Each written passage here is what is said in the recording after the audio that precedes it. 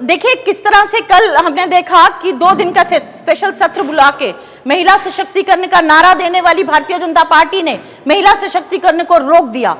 किस तरह से उसके साथ जनगणना और परिसीमन जोड़ दिया गया ताकि महिला को सशक्त ना किया जाए, उसे अनंत काल तक रोक दिया जाए। ये अपने आप में बहुत दुखद है कि महिला सशक्तिकरण को केवल नारे का रूप देना चाहती है भारतीय जनता पार्टी। अगर वो सही रूप में महिला को सशक्त करना चाहती है, आदि आबादी को उसका हक देना चाहती है, तो 543 की जो पार्लियामेंट है, जो संसद है, उसके अंदर वो 33% आरक्षण दे और आदि आबादी को उसका हक दे। बहुत जरूरी है कि आदि आबादी को उसका हक मिले और ये नारा ना रह के इसको धरातल पे उतारा जाए। इसको बिल्कुल कल मुझे लगता है कि कल स्पेशल सत्र बुलाया जाए और पूरी विपक्ष ने ये मांग की है कि स्पेशल सत्र बुला के महिला को जो उसकी भागीदारी है राजनीतिक उसमें दी जाए, लेकिन उसके साथ परिसीमन और डिलिमिटेशन जोड़ के प्रधानमंत्री की मंशाएं साफ जाहिर होती हैं कि उनकी मंशा कभी भी नारी को सशक्त करने की नहीं है, वो केवल एक नारा है। और इसको जिस तरह से उससे जोड़ा गया है परिसीमन और जनगणना से, उन्होंने इसको अनंत काल तक रोकने की प्रयास किया है। महिला इसको कभी माफ नहीं करेगी। जो आज महिला जागरूक हो चुकी है, जो महिला जानती है कि केवल नारे और जुमलों वाली भारतीय जनता पार्टी महिलाओं को बहलाने का काम करती है, वो भांप गई है कि आज भारतीय जनता पार्टी ने जिस तरह से ये टाल मटोल करने की कोशिश की है, ये नारी को सशक्त करने का बिल नहीं, नारी को सशक्त ना करने का बिल है। ये नारी सशक्तिकरण के अंदर छुपा हुआ उनके जो राजनीतिक मंशाओं को भांपते हुए विपक्ष ने इस बिल को खारिज किया और उनको मुंह की खानी पड़ी। मुबारक कदम है। आपने जनगणना जिससे आप उत्तर और दक्षिण को लड़वाना चाहते हैं, आप भारतीय संघीय ढांचे को तोड़ देना चाहते हैं, आप भारतीय फेडरल सिस्टम जो है उसके ऊपर आप हिंदी पट्टी भाषा जो है, जहां आप उत्तर प्रदेश और जो आपके बिहार या जैसी वादी जहां पे आपका एक होल्ड है, आप वहां चाहते हैं कि ये जो डिलिमिटेशन के सहारे आप वहां आप उसका नंबर बढ़ा दें, आप आंकड़े बढ़ा दें और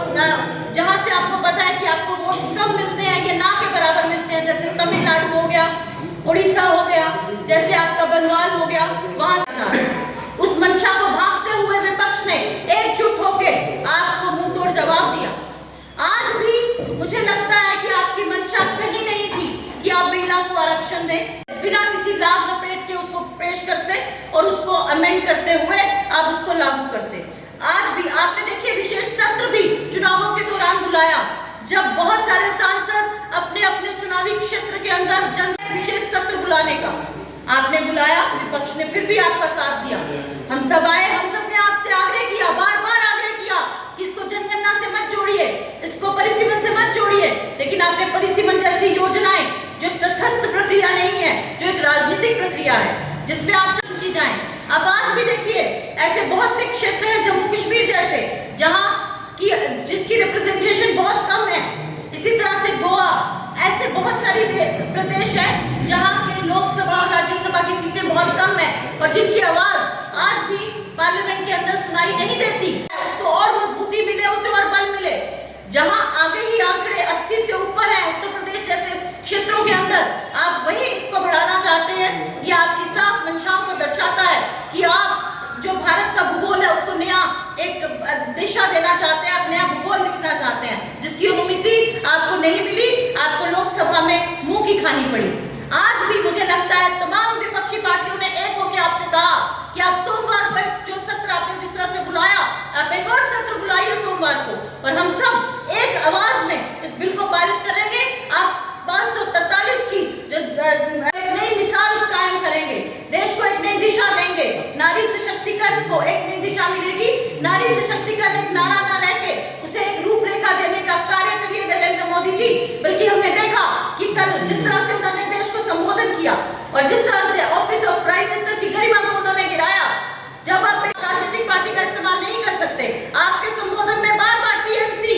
बार बार डीएमके और कांग्रेस को तो आप निशाना बनाना कभी छोड़ते ही नहीं। आपने जिस तरह से राजनीतिकरण किया कल एक पीएम ऑफिस का, ये बहुत दुर्भाग्यपूर्ण है। इतना नीचे मत गिराइए उस ऑफिस को जितना आप स्तर गिराते जा रहे हैं राजनीति का। सरकारें आती हैं, सरकारें जाती हैं, लेकिन उस ऑफिस की मान मर्यादा रखना ये आपका परम कर्तव्य है।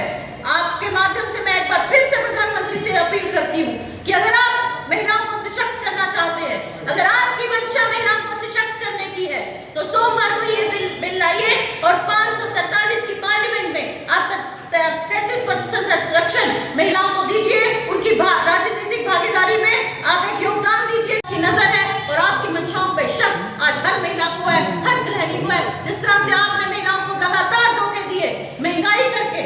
आपने जिस तरह से उसका बजट बिगाड़ा, आपने वादे कुछ और किए और किया कुछ और, तो महिला आज आपको जान चुकी है कि आपको महिलाओं से लेना देना कुछ नहीं। आप अपनी राजनीतिक रक्षा कर रहे थे, महिला संरक्षण के नाम में आपने बीजेपी को संरक्षण देने का काम कर रहे थे, जिसको विपक्ष ने भांपा और आपको धराशायी किया, आपको मुंह की खानी पड़ी।